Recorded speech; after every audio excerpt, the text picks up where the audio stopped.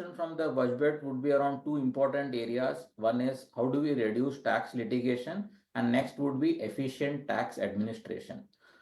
Coming specifically to tax litigation, typically for large corporates, it takes anywhere between 10 to 15 years for matters to get settled. More importantly, we are required to deposit around 20 to 50% of the total demand, even if taxpayer has a strong prima facie case on merits, because this is a prior condition to getting full stay of demand. And this is primarily driven by the internal CBDT instruction, which requires the officer to collect 20% of the demand. And currently, this circular applies only for appeals which are pending at commissioner appeals.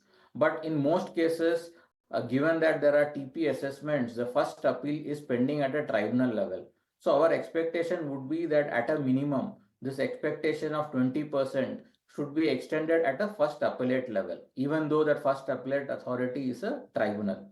The other thing that we have noticed that often taxpayers, they have certain refunds pertaining to other years from the authorities. In such cases, the refund should be adjusted only up to 20% rather than the entire outstanding demand. The other point is that currently the validity of the stay is restricted only to 365 days, and every time the validity goes away, you will have to go and get it extended by appearing before the relevant appellate authority. So I think the expectation would be that there should be a permanent stay, or automatically the stay should get renewed where the appeal has not been taken up by the department.